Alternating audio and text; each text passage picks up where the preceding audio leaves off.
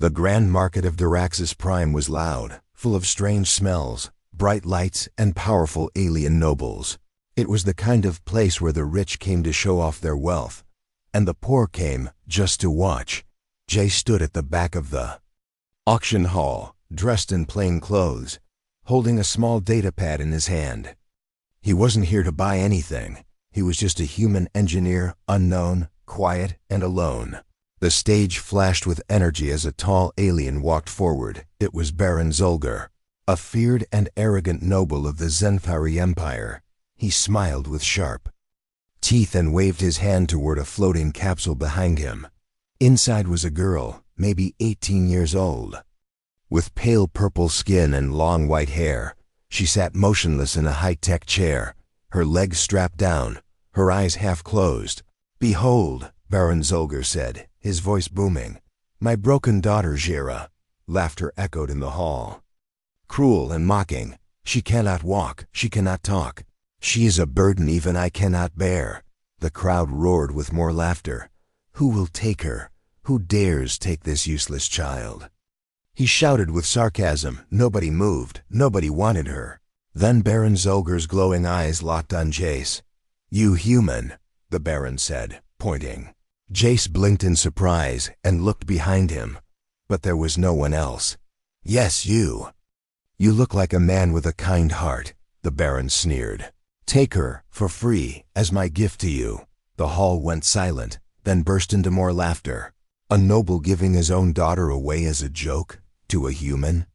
Unthinkable. Jace could have said no. He could have walked away, but his eyes met Jera's, just for a second. Her eyes were not empty. They were tired but awake, alive, scared. Without a word, Jace stepped forward. The laughter slowed, then stopped. He looked up at the Baron and said, "I accept." Gasps filled the hall. Baron Zolgar laughed louder than before, clapping his hands. "Very well. The human wants the trash. Let him take her." The capsule was lowered onto a hover pad, and 2 guards pushed it toward Jace. He looked at the chair she sat in. It was built to hold someone paralyzed. Her arms were thin, her fingers barely moved, but her eyes watched everything. Jace gently placed his hand on the side of the chair. "I'm not going to hurt you," he said softly. "I'm taking you somewhere safe." Jera didn't respond, but a single tear rolled down her cheek. Back on Jace's small ship, the Silver Path, the crew stared in confusion. "Boss, what is this?" asked Miko, his android assistant. "She's paralyzed," said Reln, the ship's pilot, a furry alien with 3 eyes. "Did you really take her from Baron Zolgar? Are you crazy?" "Maybe," Jace said, pushing the hover chair into the medbay. "But look at her eyes, she's still in there." He began scanning her with medical tools, looking at her neural activity. Her brain was fully active, firing signals, just not reaching her body. Something was blocking her nervous system. Not damage, not disease, something else. "What the hell?" Jace muttered. "This isn't paralysis from injury," he said aloud. "She's been shut down." Miko looked closer at the scans. "Implant detected at spinal base," it said. "Locked interface code unknown." Jace frowned. "Somebody did this on purpose." Jera blinked once. Slowly, her lips moved a little, as if trying to speak. Jace held her hand gently and whispered, "Don't worry, I'll figure this out." He turned to Miko. "Prepare the lab we're going to dig into this implant." As he wheeled her into the private room, he noticed something else. Jera was gripping his finger, weakly but clearly. A broken girl wouldn't do that. A conscious girl would, and in that moment, Jace made a silent promise. He wasn't going to let her be someone's joke. He was going to set her free, even if it cost him everything. Asterisk. The lights inside the ship's lab were dim. Soft blue, humming with quiet energy. Jace sat at his workstation, eyes locked on the data streaming from the scanner. Jera lay on the medical table behind him, her breathing soft but steady. Miko stood beside him, projecting data in the air. And the more they studied her body, the more confused Jace became. "This isn't a normal implant," he whispered. It's not for healing, not for support. Miko tilted its synthetic head. It is a control device, the android said. Most likely military grade. Jace turned in his seat and looked at Jira. Her head was still, her eyes half closed, but again, watching. She had not made a sound since they left the market, but Jace could feel her presence, like a quiet voice inside a locked room, screaming. Without sound, who puts a military lock in a child's spine? Jace asked softly. Jira blinked once. Jace leaned forward. Do you know who did this to you? Jira blinked again once. A yes. Was it your father? A long pause, then a single blink. Yes, again. Jace clenched his jaw. He felt a fire grow in his chest, anger, deep and cold. The Baron didn't just mock her, he imprisoned her. But why? Let's try a neural link, he said to Miko. We won't send commands, just read. He gently attached a thin neural band to her temple. The screen lit up with her brain activity strong, active, sharp. This girl wasn't slow or broken. She was brilliant, just caged. I can't believe they called her worthless. Jace muttered. Miko's eyes glowed slightly. They saw what they wanted to see, it said, but you looked deeper. Suddenly, the lights flickered. The screens blinked red for a moment. Unauthorized access detected. Flashed across the console. What? Jace stood quickly. Miko moved to the firewall system. We're being scanned, it said. Remote signal strong. Jace looked at Jera, who was now blinking fast, panic in her eyes. They know, he whispered. The Baron, he's watching her, or at least watching the implant. He rushed to the main panel and severed the data link. The room went silent again. The red lights vanished. Jera's eyes closed briefly, as if in relief. But Jace wasn't calm. Her body isn't just disabled, he said slowly. It's monitored, tracked, maybe even punishable if she moves. Mako stared at the console. The implant's encryption is unlike anything we've seen. It said, 10-layered code, adaptive response. Threat detection. This is meant to trap a weapon, not a person. Jace's thoughts raced. Jera wasn't just a noble's daughter, she was something more. He returned to her side and took her hand again. I don't know how long it'll take, he whispered, but I'm going to break this thing. I promise. She blinked once, slowly. Her fingers twitched, slightly stronger than before. It wasn't much, but it was hope that night. As the ship drifted in orbit above a small moon, Jace worked non-stop. He tore apart old encryption models, rewrote diagnostic tools, tested fake implants on dummies. Every hour brought him closer, but also brought more danger, more scans, more alerts, more attempts to breach the firewall. Whoever was watching Jera wanted her to stay silent forever, but Jace wasn't giving up. He didn't care if she was royalty, weapon, or both. He only saw a girl robbed of her freedom. And when he finally cracked one layer of the implant's code, the room shook. A warning sounded through the ship. Intrusion detected. Auto defense activated. Jace! Miko shouted. We have incoming. 3 small drones approaching fast. Jace ran to the bridge, heart pounding. Shields up! He yelled. The ship vibrated as the drones began firing small blasts meant to disable, not kill. They didn't want him dead. They wanted Jera untouched, still locked, but Jace wasn't afraid anymore. He fought back, dodging through the stars, firing ion pulses until all 3 drones exploded into sparks. Back in the lab, Jera was shaking, her eyes wide. Jace knelt beside her. I told you, he said softly. I won't let them keep you. Like this, her hand reached up barely and touched his arm, not perfectly, not with strength, but with meaning. That touch said everything, and deep inside her mind, something changed. A wall cracked. A signal flickered, and the implant hesitated. For the first time in years, Jera felt something new, the beginning of control.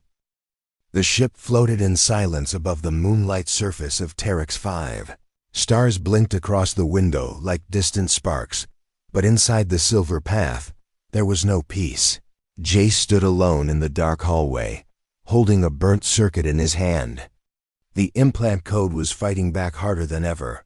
3 attacks in one night. He muttered to himself, someone wants her to stay locked. No matter the cost. Behind him, Jera rested in the medbay. Her skin pale, her breathing uneven. She hadn't spoken, but her body was changing.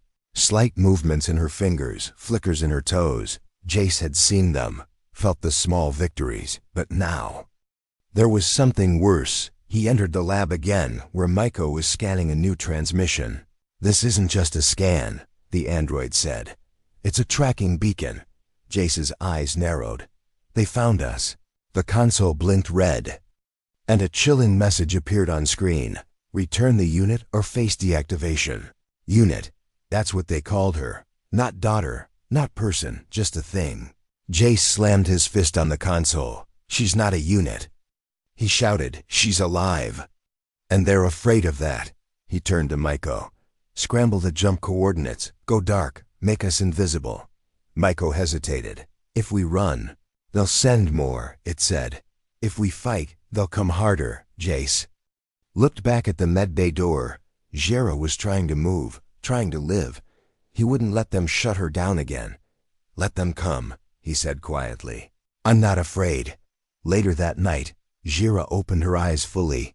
The ceiling was unfamiliar, glowing gently with soft light. She turned her head, just a little, but it moved. Her body trembled, but her mind was clear. And then she heard footsteps.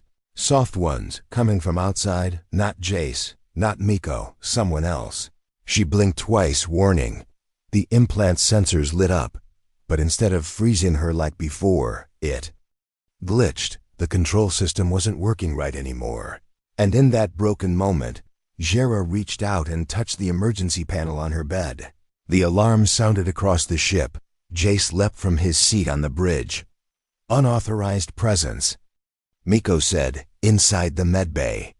Jace ran, grabbing his old plasma tool on the way. He reached the door, already forced open, and saw a figure standing beside Jera's bed, dressed in dark armor. A silent hunter, aiming a small dart at her neck. "Step away from her." Jace shouted. The intruder turned, face hidden behind a black helmet. No words, just action. He fired. Jace ducked, the dart missing him by inches. He lunged and tackled the assassin to the ground, the weapon sliding away. But the stranger was strong, trained. He threw Jace off and stood fast. Before he could grab the weapon again, a blast of electricity hit his back. Jera, her hands still shaking, had reached the emergency zapper under her bed. It wasn't much, but enough. The assassin dropped, stunned. Miko arrived seconds later and locked down the room. Jace sat on the floor, breathing hard. He looked at Jera, and this time she smiled. "Just a little. You saved me," he whispered. She blinked twice, then once. "Yes," after the intruder was locked in the brig. Jace returned to Jera's side. He gently placed her hand in his. "Do you want to tell me something?" he asked. Her lips moved again, slow, broken, but there was sound. "Thur," she whispered. Jace leaned in. "Did he send that man?" She blinked once. "Why? Why is he so afraid of you?" Jera's eyes filled with tears. "Double weapon." That one word broke Jace's heart. He understood now. She wasn't just paralyzed. She was made to be powerful. Dangerous, maybe too dangerous. Her father didn't want a daughter. He wanted control. When she became more than he could command, he locked her body and threw away the key. But Jace was the key now, and the lock was breaking. He looked at her and said softly, "You are not a weapon. You are Jera." She blinked once. Then again, a tear rolled down her cheek. And Jace knew. This wasn't the end. This was just the beginning. The next move would come soon. And this time they wouldn't wait in the shadows. Jace sat beside Jera in the medbay, his hand still resting on hers. The ship was quiet after the attack, too quiet. Outside, stars drifted silently across the windows. Inside, his mind was full of questions. The intruder was now locked in a cell, refusing to speak. Miko continued scanning the ship for more threats. But Jace wasn't thinking about enemies right now. He was thinking about Jira's voice. Not the implant, not the Techer voice. That one broken word. Father. She had spoken it with pain, but also with courage. She had taken the first step, and now Jace wanted her to take another. He adjusted the neural assist device, lowering its stress level. Okay, Jira, he said gently. I'm going to ask you something. If it's too much, just blink once. She blinked. Ready. Do you remember? Who you were before? This? She blinked once. Slowly he took a breath. Were you trained? Used? Another blink. Yes. Jace leaned closer. Why? He asked, his voice soft. What were you made to do? Jira's lips trembled. Her throat moved. It hurt, but she tried. Her voice cracked like dry leaves. Mind. Link. Jace froze. What? He asked carefully. Say it again. Mind link, she whispered again, stronger. Her voice was rough, unused but real. Jace looked at Miko, who had just entered the room. She said mind link, he repeated. Miko's eyes blinked blue. That's a rare neural ability, it said. Only 1 in 10 million can. Form stable psychic tech bonds. Jira, Jace said slowly. Can you connect with machines? Her eyes moved, full of memory. She blinked once, then slowly raised her hand. Her fingers still shook, but she pointed at the ship's terminal beside her bed. Jace hesitated. He activated the panel, watched the screen. Come to life. Jira placed her fingers against the interface. No plug, no wire, no keyboard, just her hand. And the screen changed. It showed stars, charts, blueprints, images Jace hadn't uploaded. They came from her. She was inside the system. Her thoughts flowing through code like water. Miko gasped. She's rewriting navigation paths from memory. Without access codes. Jace stepped back, stunned. You're not broken, he whispered. You're brilliant, Jira smiled. Barely, but it was there. And for the first time since he met her, Jace saw her as she truly was. Not a gift, not a joke. A girl full of power, locked away by fear, and now unlocking herself. Hours passed, and Jira's energy faded. Jace let her rest while he worked with Miko to decode the rest of the implant. Every layer told a deeper story. The device wasn't just controlling her body, it was monitoring her thoughts. It had shut her down not because she was sick, but because she had resisted. Long ago, she had refused to obey a direct command. So the system locked her in silence. She's not a weapon, Jace said firmly. She's someone her father couldn't control. Suddenly, an alarm buzzed. Jace jumped from his chair. Signal detected. Another incoming message, but this time, not from the Baron. It was coming from Jira herself. What is this? He asked, eyes scanning the screen. She's transmitting? No, Miko said, looking closely. She's reaching out. Someone is answering her. A voice came through, not human, not digital, something in between. It echoed softly in the ship, like a whisper in metal. Jira? Is it really you? Jace stared at the console. Who is that? Jira's eyes opened wide. She tried to speak, this time louder, clearer. Sister, she said. Miko's sensors buzzed. Another signal incoming. Hidden deep in the system. This ship that's carrying a second link. Jace's heart raced. There was more to this than he thought. Jira wasn't just important, she was connected to something larger. Maybe a group, maybe a hidden network. Of others like her, maybe even others who had been silenced too. He turned to her and said gently, Do you want to find her? Jira blinked once, then twice, and then, Yes, she said, loud enough for the room to hear, her first real word. Her real choice, not a command, not a whisper, but her voice, and that changed everything. The old storage room on Deck 3 had not been used in years.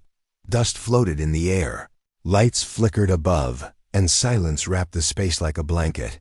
But now it had a new purpose. Jace stood beside a strange device one he built just for Jira. It wasn't medical, and it wasn't military. It was a memory projector.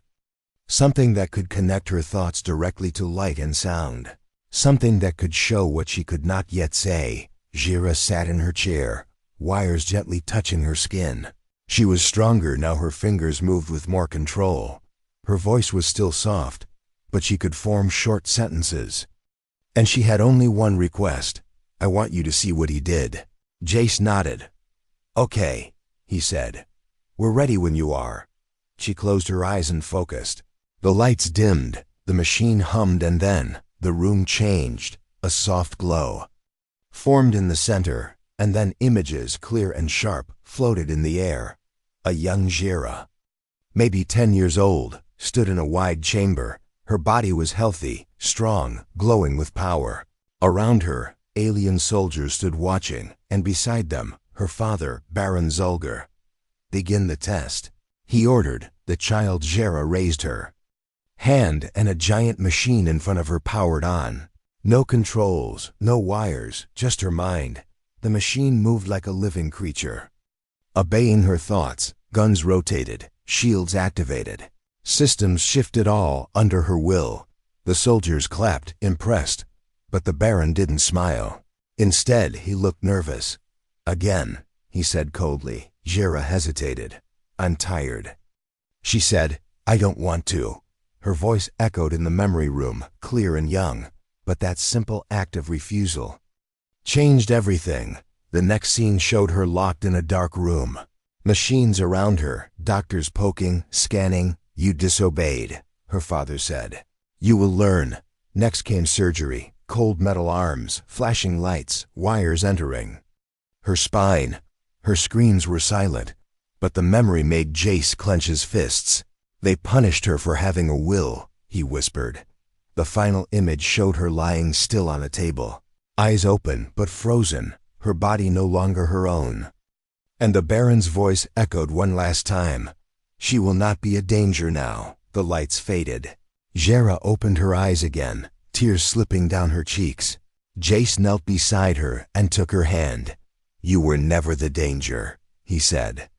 He was. Miko stood in the corner, its eyes glowing dim blue. That was not training, it said quietly. That was fear. Jace turned back to the machine and saved the memory file. We're going to show the galaxy what he did, he said. They all laughed when he gave you away, but now they'll see who he really is. Jira looked at him, her lips trembling. I want to speak, she said slowly. Not just to you. To all. Jace nodded. We'll send the memory to the tribunal, and when the time comes, you'll speak with your voice. Suddenly, a new signal appeared on the ship's console. Not a threat, this time, a message. We saw your broadcast, it read. Others like her are watching, waiting. Jace's eyes widened. Others? Jira blinked slowly. Children, hidden, locked away, she whispered. Like me, it wasn't just one victim. There were more. All silenced, all kept away, all too powerful to be allowed to grow. Jace stood tall. We're not running anymore, he said. It's time to fight. Back. Jira looked up. Her hands closed into fists for the first time. And for the first time in years, she felt whole. Not because someone gave her strength, but because someone believed in it. Her past had been pain, but her future was hers to choose now. Asterisk. The ship's engines hummed low as the silver path drifted toward neutral space. Jace stood at the command console, eyes locked on the star map. They were headed toward the Galactic Tribunal, a place where the truth could be shown, where lies, cruelty, and power could finally be judged. But Baron Zulger wasn't going to let them reach it, not without a fight. Jira sat in her chair, now fitted with neural connectors and soft exosupports for her legs. Her muscles still trembled when she tried to stand, but she was getting stronger every day, and inside her mind, her strength had never been clearer. She no longer felt like a prisoner. She felt like something rising. Suddenly, red alarms flared across the ship. Miko's voice echoed through the hallway. Enemy ship detected, stealth class, fast approach. Jace sprinted to the bridge. How far? 10,000 units, Miko replied. Weapons charged, no response to hails. Jera entered the bridge slowly, using her braces to walk step by step. She wasn't fast, but every step she took was her own. And when Jace turned and saw her, he stopped. "You're standing," he whispered. She gave a small smile. "I'm not done rising," she said quietly. Jace helped her to the co-pilot's chair, then helped me fly. The enemy ship opened fire, bright green beams flashing past them. Jace dodged. Left, counter thrusters roaring, the silver path shook, shields holding barely. "They're aiming for our nav core," Miko shouted. "If they hit it, we lose the jump capability." Jera reached forward, fingers trembling as she touched the neural link. She closed her eyes and dove into the ship's systems. Inside the network, she saw everything. The engines, the shields, the weapons all connected like a glowing web. She didn't need her body here. Here, she was light. Thought. Power. She moved the shield angle, redirected power to weapons, and then she did something unexpected. She hacked the enemy ship, just for a second, but enough to delay their next shot. Jace looked at the screen, shocked. Did you just control them?" Jera opened her eyes, breathing heavy. "I saw their code," she said. "It's not perfect." Another hit rocked the ship, but this time Jace was ready. He fired back. Ion cannons blasted across space. One shot hit the enemy's wing, sending them spinning. They pulled away, damaged, retreating, but not defeated. This was only the beginning. Later, as silence returned, Jace walked with Jera down the ship corridor. She still used braces, but she walked without help now. They entered the briefing room, where a hologram of the Galactic Tribunal hovered in front of them. A countdown had begun. 6 hours until they arrived. 6 hours until the memory file would be shown to every noble in the galaxy. Jera touched the table and spoke. "I want to say it myself." Jace looked at her. "Are you sure?" She nodded. "I've been silent long enough." Jace gave a small smile. "You're not the girl I met at that auction," he said. "You're something more now." Jera's eyes sparkled softly. "I was never less," she replied. "They just made me believe I was." Back in her room, Jera stared at the stars through the small window. She opened a hidden file inside her mind, one she hadn't shown even Jace. It was a memory not of pain, but of something older, her mother's voice, warm, kind. "Forgotten for so long, Jera," the memory whispered. "Your mind is not a weapon, my love. It's a gift. If used with kindness, it will light the dark." A tear rolled down her cheek. She wasn't going to the tribunal just to get justice. She was going for all the children who were still locked away, still treated like tools, still silenced. She stood on her own, breathing deep. This wasn't about revenge anymore. This was about change. An hour before arrival, Miko entered her room. "Transmission incoming," it said. "From Baron Zolgar." Jera stared at the screen, then sat calmly. "Show me." The Baron appeared, seated in his golden throne. "Jera," he said, voice smooth and false. "You don't have to do this. You locked me away." She replied without fear. "You broke me. I protected you," he said quickly. "You were dangerous. Do you think the Council will forgive what you could become?" "I don't want forgiveness," she said. "I want freedom. You're still my daughter." The Baron said coldly. "No," she replied, standing tall. "I'm finally becoming myself." She ended the call and turned to Jace, who had just entered. "It's time," she said. "Let them see who I really am." And for the first time in her life, she didn't feel afraid. She felt ready. The Galactic Tribunal was a floating fortress above a dying star, a place where the most powerful voices in the galaxy gathered to decide fates, settle wars, and rewrite the rules that billions followed. And now, for the first time in its long, cold history, a silenced girl was about to speak. The chamber was massive, built like an ancient temple. Alien nobles in rich robes filled the seats. Baron Zolgar stood proudly at the center. Surrounded by his guards, he smiled as if he already knew he would win. He always did. Then the doors opened, and Jera walked in. She did not arrive in a hover chair. She walked on her own slowly, carefully, her legs braced with metal, but every step echoed like thunder. Beside her stood Jace, silent but proud. Behind her, Miko recorded everything. Entire galaxy was watching. A whisper passed through the crowd. That's her. Is she really the broken one? No, she's walking. The lead judge, a six-eyed being of crystal and light, raised its hand. You may speak. Jera of House Zolgar. She stepped forward and activated the memory core. The room darkened, and her story began. The images flickered into the air.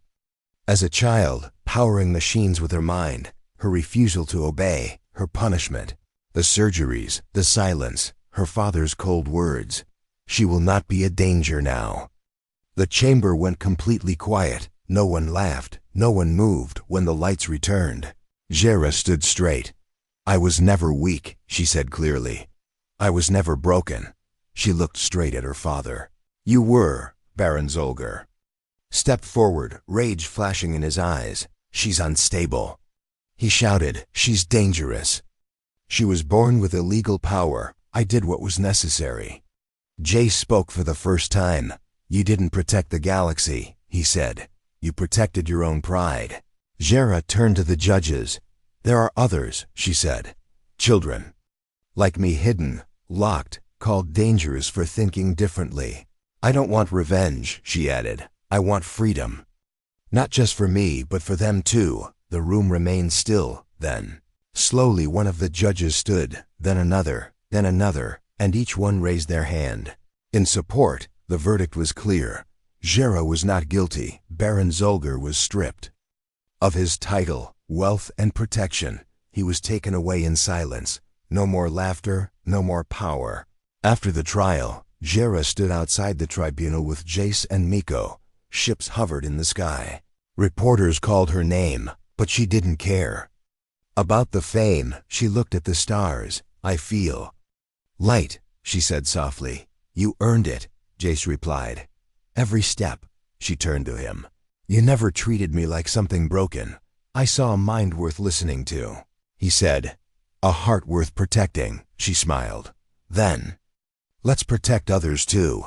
And that's exactly what they did. Years passed. Jera became the founder of the Free Mind Initiative, a home for gifted children, alien or human, who were feared by their own people. Children who could control machines with their thoughts.